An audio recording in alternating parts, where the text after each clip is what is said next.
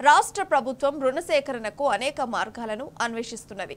ఒకవైపు ఎఫ్ఆర్బిఎం పరిమితికి లోబడి ఉండే రుణాలను పూర్తిగా తీసుకోవడంతో పాటు మరోవైపు ఎఫ్ఆర్బిఎం పరిధిలోకి రాకుండా ఉండేందుకు ప్రైవేటు బ్యాంకులకు ప్రభుత్వ ఆస్తులను తాకట్టు పెట్టి భారీ ఎత్తున రుణ సమీకరణకు ప్రయత్నిస్తున్నది.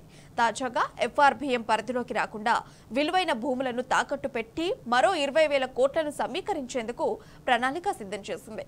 ఇప్పటికే తెలంగాణ రాష్ట్ర మౌలిక సదుపాయాల సంస్థ టీజీఐఐసి ద్వారా పెద్ద ఎత్తున రుణ సమీకరణకు ప్రయత్నాలు ప్రారంభించిన కాంగ్రెస్ ప్రభుత్వం రుణాలు ఇప్పించే బ్రోకరేజీ సంస్థలను కూడా సంప్రదిస్తుంది.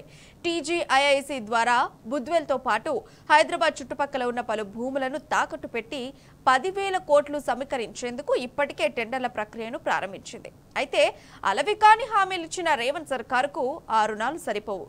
దీంతో ప్రత్యామ్నాయాల అన్వేషణ చేపట్టింది.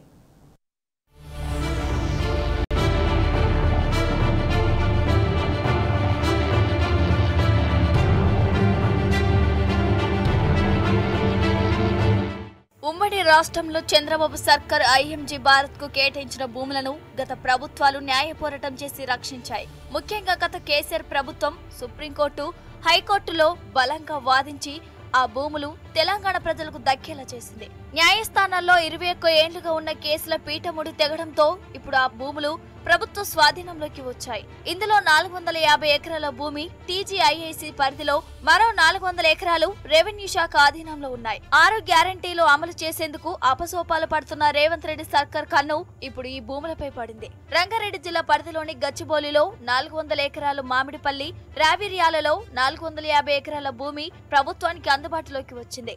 ఇందులో టీజీఐఐసి ఆధీనంలో ఉన్న 450 ఎకరాల భూమిని కూడా తాకట్టు పెట్టి అక్షరాల 20,000 కోట్లను సమీకరించేందుకు కాంగ్రెస్ ప్రభుత్వం ప్రయత్నిస్తోంది. బాండ్ల రూపంలో రుణాలు సమీకరించేందుకు రంగం సిద్ధం చేసింది. ఇంత పెద్ద మొత్తంలో రుణాలు తీసుకోవాలంటే రాష్ట్ర ప్రభుత్వం కేంద్రం నుంచి తప్పనిసరిగా అనుమతులు తీసుకోవాల్సి ఉంటుంది. ఇలా తీసుకునే పక్షంలో ఎఫ్ఆర్బిఎం వంటి అంశాలు పరిగణలోకి వస్తాయి. అందుకే ఎఫ్ఆర్బిఎం పరిధిలోకి వెళ్లకుండా ఉండేందుకు రాష్ట్ర ప్రభుత్వం ప్రైవేటు ఇన్వెస్టర్లను, ప్రైవేటు బ్యాంకులను సంప్రదిస్తుంది. 20-80 ఏళ్ల కాలానికి రుణాలను తీసుకునేందుకు కసరత్తు చేస్తుంది. ఈ సొమ్ము వస్తే కాంగ్రెస్ పార్టీ ఇచ్చిన ఎన్నికల హామీల్లో కొన్నింటిని నెరవేర్చవచ్చన్నది ప్రభుత్వ పెద్దల ఆలోచనగా చెబుతున్నారు. అయితే 1 సంవత్సరం పాటు మాత్రమే ఆయా హామీలను నెరవేర్చేందుకు ఈ భూములు ఉపయోగపడతాయని, ఆ తర్వాత పరిస్థితి ఏమిటన్న ప్రశ్న తలెత్తుతుంది.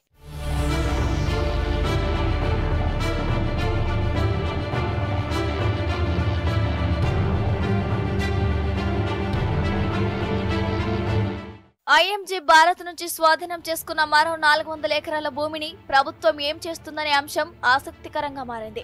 గచ్చిబౌలిలో ఉన్న ఈ స్థలాలు అత్యంత విలువైనవి. ఇక్కడ ఎకరం భూమి విలువ కనీసం 70 కోట్ల నుంచి 80 కోట్లు పలుకుతుందని రియల్ ఎస్టేట్ వర్గాలు చెబుతున్నాయి. వీటిలో ఇంకా కొన్ని ఆక్రమణలు ఉన్నాయి. వీటిని తొలగించే బాధ్యతను ప్రభుత్వం రంగారెడ్డి జిల్లా కలెక్టర్ కు అప్పగించింది. వీటిని కూడా వేలం వేస్తే కనీసం 30,000 కోట్లకు పైగా వస్తుందని ప్రభుత్వ వర్గాలు అంచనా వేస్తున్నాయి. అంటే ఒక్క ఐఎంజీ భూముల ద్వారానే ప్రభుత్వానికి కనీసం 50,000 కోట్లు సమకూర్చే అవకాశం ఉంది. ప్రస్తుతం రాష్ట్రంలో రియల్ ఎస్టేట్ పుంజుకోకపోవడంతో ఈ భూములకు సంబంధించిన ఆక్రమణలు పూర్తిగా తొలగించి స్వాధీనం చేసుకున్న తర్వాత వీటిని కూడా అమ్మివేసే ఆలోచనలో ప్రభుత్వం ఉన్నట్టు తెలుస్తుంది.